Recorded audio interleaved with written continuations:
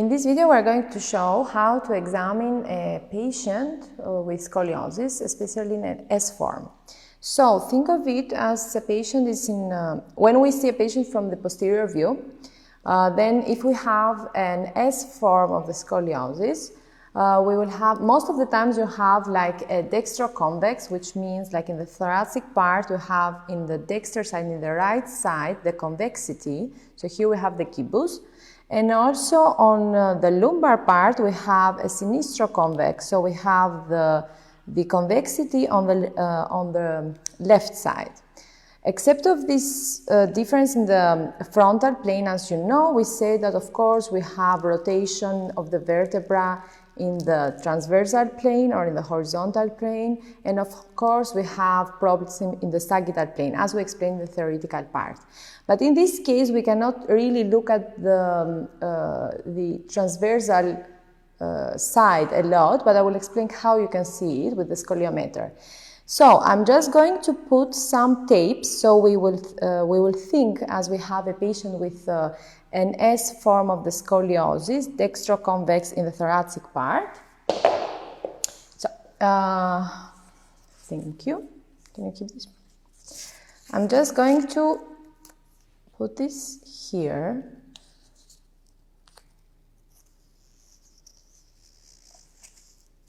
So let's say our patient has this type of scoliosis. Okay? So you see we have like this, here we would have the gibbus, here we would have the ribs open posteriorly, and in the left side we would have the ribs pushed anteriorly and closed posteriorly. And in the lumbar side then we would have the opposite thing, which would be, we would have the dextroconvexity here, okay? So let's say we have this thing. Now, if we would think that our patient would have concavity in the lumbar part and convexity on the right side and convexity on the left side, then we know that the pelvis on the right side is elevated. So what means is this thing? If we have concavity on the right side, we know that the pelvis and the iliac crest would be elevated in the concave side. And in the convex side, it would be depressed caudally, okay? But also, except of this, we will also have a rotation of the pelvis where we have the concavity, the pelvis will be rotated anteriorly, and where we have convexity, the pelvis would be rotated posteriorly. And sometimes we will even have torsion of the pelvis, which we'll explain. Also, here in the thoracic part, we have convexity on the right side and concavity on the left side. So here the ribs are open and posteriorly rotated, and here the ribs in the left side are closed and rotated anteriorly. And the scapula in the right side would be elevated and protracted anteriorly. In the left side, in the concave side, it would be depressed and caudally directed. Okay? So this is the idea of our patient. When we have a patient like this, what we have to look at? Of course, we will just view the posterior side and think of it as I explained it, how the concave and the convex side it is. The first look that you will have are the thoracobrachial holes, we could say. Like you could see this part here. Normally, if we have the lumbar, the concavity in the lumbar side in the right side, then we would have a bigger open part here than in the left side. So this thing, the thoracobrachial hole, we can say, it's bigger in one side and smaller in the other side, in the convex side. Then we are going to palpate the iliacal crest. How we palpate the iliacal crest? I'm going to sit down and explain it. You will be in the posterior part of the patient. You will bring your hands like this, and then you will go from the ribs down and you will feel the pelvis on your hands. If we are going to go like that, we are not going to feel. So you have to go a little bit further so you can feel how you touch the iliac crest. In the side that we have the iliacal crest, or in the level of the iliacal crest, we have the L4 vertebra. And of course, if we go one below, then it's the L5 vertebra. Okay, so here is the iliacal crest, the L4 vertebra, and we see if our patient would have lumbar scoliosis and concavity on the right side, then we would feel and we would see that the iliacal crest on the right side would be in more upper direction than the left side, okay? It would be elevated. So you could see the difference between my hands. Perfect. After this, we are going to palpate the spina iliaca posterior superior, or the iliacal spine's posterior superior. How you're going to do that? Think of it. So, the pelvis, it's here, the iliacal crest. The spina iliaca posterior superior are these small bones that you will feel. How you are going to feel them? You are going to touch the pelvis like that, and then you are going to palpate the small bones that you can feel, which are the spina. So, we are going just to put our hands on the pelvis and just slowly with medial cranial direction, like this. You are and a little bit tough. You have to be a little bit tough when you are touching. You'll feel the spina iliaca posterior superior. What you have to see, if we have an elevation of the pelvis, then we will see that the right side or the concave side of the lumbar region, it's higher than the convex side of the lumbar region. So you could see the whole pelvis is higher, okay? If we have torsion of the pelvis, of course you will see a difference between the spina, which is very common in the scoliosis, lumbar scoliosis. Can we just continue in the anterior part? Then you are going to again palpate the spina iliaca anterior superior, which from the anterior part you will feel them here. They are very easy to find. They are more difficult to find in the obese patients, but normally here is the pelvis. If you go down from the pelvis, you are going to feel them, these bony parts of the abdomen. They are very prominent, so you can really touch them and feel them quickly, okay? And here you are going again to see if they are in the same level or not. If they are not in the same level, of course, if we would have an elevation of the pelvis from the concave side, the spina iliaca anterior superior from the concave side would be higher than the convex side, okay? So this is the typical side. Now we're going again in the posterior part, perfect. And now we're going to mostly examine the thoracic region. What you have to examine in the thoracic region, it's how the scapulas are positioned on the ribs, okay? As we said in the beginning, when we have a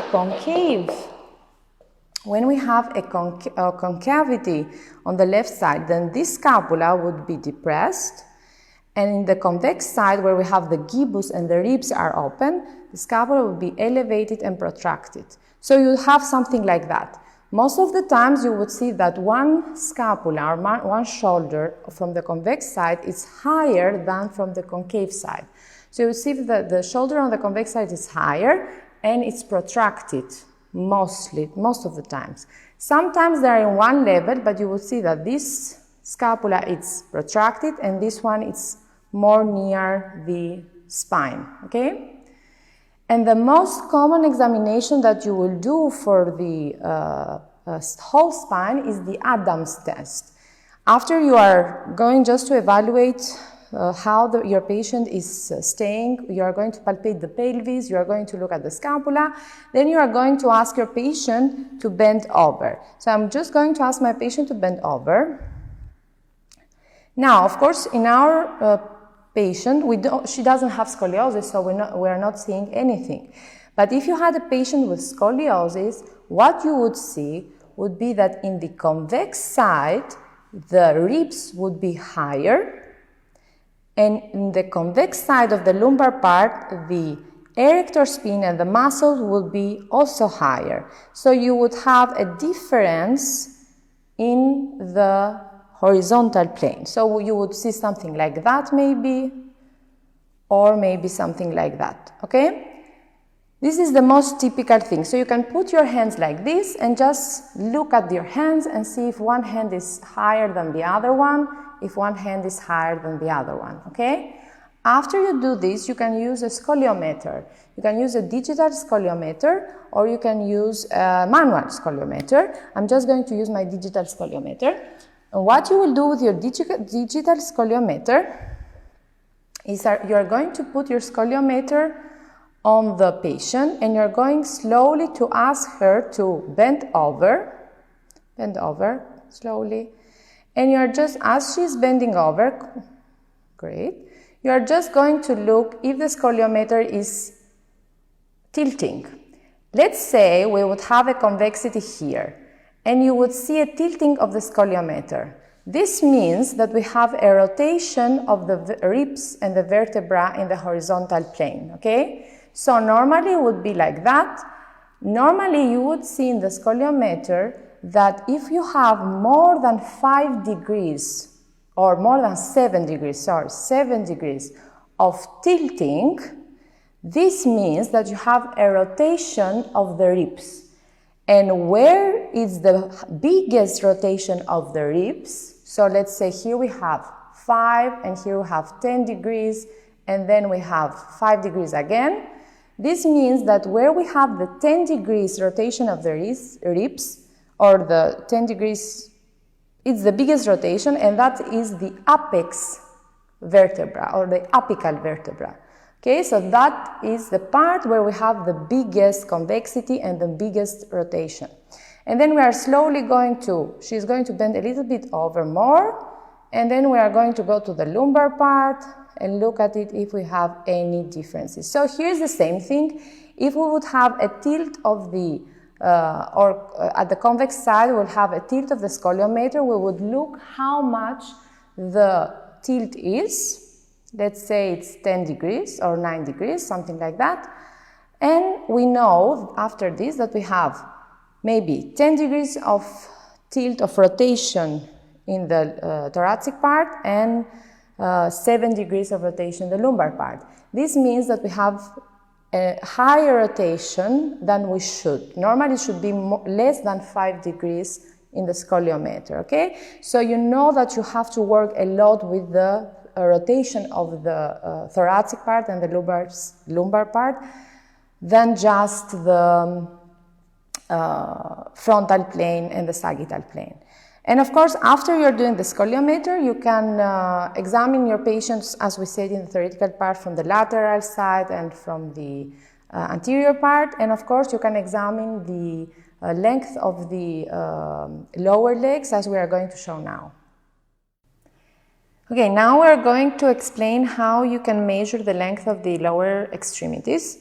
To be sure 100% that the extremities are even, you are going to bend your patient's knees. You are going to bring the feet near to each other. You are going to ask your patient to elevate their pelvis, go down, and then passively you are going just to extend the knees and open the legs in normal abduction, okay, normally like 20 degrees abduction.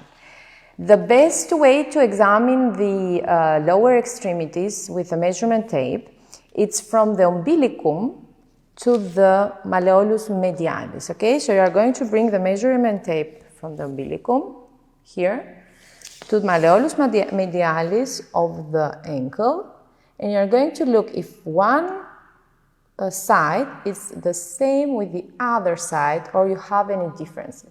The difference can be like 0.5 centimeters, if it's 1 centimeter, then You have to recheck it, like if you did the measurement, okay, like till 0.5 centimeters, it's normal. Because, you know, it's not an objective evaluation. It's mostly like a subjective evaluation. So this is the best one. So from the umbilicum to the malleolus medialis, where of course we have the best measurement to understand if we have an elevation of the pelvis. And the second best one is from spina iliaca anterior superior to malleolus medialis. So from spina iliaca anterior superior here, the biggest prominence of the bone, pelvis, we already palpated it, to malleolus medialis. And you see how many centimeters this is, or inches, if you have something with inches. Then from the left side, again to the other side, and you see if there is any difference. Let's say we don't have a difference in the measurement from spina to malleolus medialis, okay? We don't have any difference. But we have a difference from the umbilicum to malleolus medialis. This means that we don't have a difference in the length of the extremity, but we have a tilt or an elevation of the pelvis, especially from the concave side, okay? So if we have a difference from umbilicum to malleolus medialis and from spina iliaca to malleolus medialis, then this means that maybe we have a tilt or elevation of the pelvis, okay? And after this, we're going to examine the length, the length of the iliopsoas and the hamstrings. Okay, now we're going to explain how you can examine the length of the iliopsoas muscle and the flexors of the hip. Why we want to examine the length of the iliopsoas muscle? Because most of the times, as we said in the theoretical part, is when we have a hyperlordosis of a patient, especially when they have like lumbar scoliosis or when they have like postural scoliosis, they maybe have hyperlordosis of the lumbar region, and this hyperlordosis is associated with the contraction of the iliopsoas muscle and also the adductor muscle. And when you have contraction of these muscles, you want to see how much are contracted, if we have any contraction or not, and then you can treat them and stretch them, okay? So we'll start with the iliopsoas muscle. The patient will be on the edge of the bed. She's going to bring one knee and grab it, and then she's going to slowly, lay down. Now, I'm going to keep her leg also in more flexed position, and I'm going to ask her to relax her left leg. What I'm going to look at is the extension of the hip. But here you can see that our patient has a good extension or normal extension of the hip, which means that the iliopsoas muscle, it's not contracted. If the iliopsoas muscle would be contracted, then we would see something like this, that we would not have a maximal extension of the hip. Then after this, we are going to slowly do more extension of the hip and look if we have any elasticity or not. Except of this, you have to look if we have any adduction of the hip. So if our patient would have flexion and adduction of the hip, this means, and of course internal rotation, this means that the iliopsoas and the adductor muscles are contracted, which indicates that our patient would have hyperlordosis of the lumbar spine. After this, but if we see our patient, you see, has normal extension and it's okay at the hip, but we could see that we have not maximal flexion of the knee. So this indicates that her rectus femoris muscle, the quadriceps femoris muscle, it's maybe contracted and not a lot in stretch, but I'm just going to try and do more flexion of the knee, and I see that we have a little bit of resistance, so that means that the quadriceps femoris is mostly contracted. And of course you can do this at the other side, which is just going to bring the other knee like this and the other hip down, and you're just going to examine the other side. After examining the iliopsoas muscle, we are going to ask our patient to lay down, and we are going to examine the hamstrings in two ways. Firstly, we are going to examine our patient in the hamstrings in a supine position, and we are going to do it passively. We are going to fix the spina iliaca anterior superior, and then we are going to bring the leg in a maximal flexion of the hip with an extended knee. This means normally, in normal position, this would be like 90 degrees of flexion, okay, which our patient has, 90 degrees of flexion in the hip. If we would see that while we are doing the flexion of the hip, we have resistance and the patient has pain, or we are doing flexion of the hip and you see that the other leg is going up, this means that you have a contraction of the hamstrings, which is very typical in idiopathic adolescent scoliosis, that the hamstrings are very contracted, because also maybe from the tilt of the pelvis, if we have posterior tilt of the pelvis, and we have, or even anterior tilt, we have the hamstrings also contracted, but also because most of the times the adolescents, teenagers, are gaining very quickly length, and the hamstrings are like pulled in a way and really getting contracted. So we have to stretch them a lot, okay? So we're just going to flex, look if we have any resistance, we don't have any resistance, and then we are going to do this with the other leg. So you see our patient doesn't have any contraction of the hamstrings. You see that we have maximum extension of the knee, maximum flexion of the knee, so we are fine. What else we can do is we are going to ask our patient to sit down in this way. Her legs are going to be in a straight up position, and I'm going to ask her to just bend and touch her fingers. So you could see that she's able to do this flexion of the body. Most of our teenagers or even other patients with scoliosis are not able at all to touch their fingers, and you see that they have, when they're trying to go to their fingers, you see that they are just flexing the knees while they're doing this, or they just have pain on the posterior part of the thighs, okay? So these are some examinations that you can do for your patient to assess if they have hypermobility or hypomobility, and see if you can stretch the iliopsoas especially, or the quadratus lumborum, or the hamstrings before you treat their patient.